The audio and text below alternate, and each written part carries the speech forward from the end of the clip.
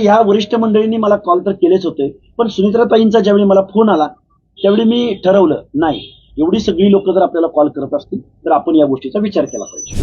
हे बघा, बारामतीची पोटनिवडणूक लढण्यासंदर्भात माझी भूमिका ही सहानुभूतीची प्रचंड मोठी लाट या बारामतीमध्ये आहे ही वस्तुस्थिती असताना सुद्धा आम्ही काही प्रश्नांवरती लक्ष वेधून घेण्यासाठी, कारण मी कुठल्या पक्षाचा सदस्य नाहीये किंवा राजकीय मुवमेंट माझी अजून नाहीये किंवा माझी तशी मूळ नाहीये, तरीही मी या पोटनिवडणुकीमध्ये मी जो एक ओबीसी आंदोलक आहे, मी नेहमी भटक्या विमुक्त जाती जमातींच्या संदर्भात, ओबीसीच्या संदर्भात नेहमी आवाज उठवणारा म्हणून मला एक तशी स्पेस मिळालेली आहे.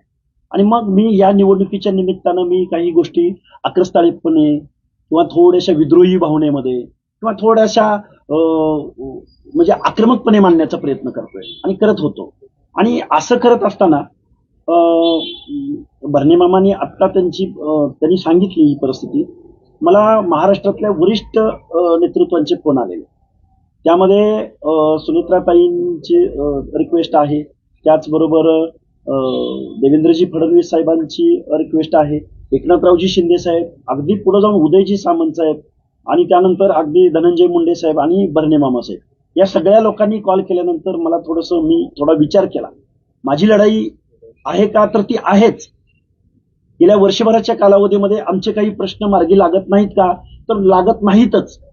हे सगळं जरी मान्य असलं आणि ही आमची भूमिका, आमच्या चळवळीची भूमिका आम्ही इथून पुढे कंटिन्यू करणार आहोत का, तर करणार आहोतच. स्वर्गीय दादांच्या बाबतीमध्ये सुद्धा दादांकडे मी प्रचंड दादांना डोळ्यासमोर ठेवून मी काही प्रश्नावरती आक्रमकपणे भूमिका मांडत होतो. पण ती भूमिका मांडत असताना एक मासला डोळ्यासमोर ठेवून, पब्लिक किंवा क्लासला डोळ्यासमोर ठेवून ही भूमिका मांडण्याचा माझा प्रयत्न होता. आणि काय होतं, संघर्ष करत असताना कार्यकर्त्याला खूप आक्रमक पद्धतीने मांडणी केली जाते आणि परत त्याला थोडंसं ट्रोल पण केलं जातं. पण त्या गोष्टीची आम्ही कधी काळजी केली नाही, पण आम्ही प्रश्न मांडण्याचा खूप प्रामाणिकपणे प्रयत्न करतोय. आत्ता जरी वर्षभराच्या कालावधीमध्ये आमच्या अनेक मागण्या आहेत, ओबीसीच्या आहेत, व्हीजीएनटीच्या आहेत, महाज्योतीच्या आहेत. 18 महामंडळं याच गव्हर्नमेंटनी निवडणुकीला सामोरं जाण्या अगोदर 18 महामंडळं घोषित केली होती. पण त्या महामंडळांना अजूनही अध्यक्ष भेटलेला नाही, अजूनही कार्यालय भेटलेलं नाही. कालचं बजेटरी सेशन झालं. या बजेटरी सेशनमध्ये अर्ध्याहून जास्त लोकसंख्येला 0.5% 0.56% बजेटरी तरतूद झाली त्यांच्या सामाजिक न्याय हक्काच्या योजनांसाठी. मला काही गोष्टी आम्हाला जाणवल्या, या गोष्टी डोळ्यासमोर ठेवून आम्ही आक्रमकपणे भूमिका मांडत आलोय. पण या सगळ्या गोष्टी जरी असल्या तरी ह्या वरिष्ठ मंडळींनी मला कॉल तर केलेच होते, पण सुनित्राताईंचा ज्यावेळी मला फोन आला त्यावेळी मी ठरवलं नाही, एवढी सगळी लोक जर आपल्याला कॉल करत असतील तर आपण या गोष्टीचा विचार केला पाहिजे.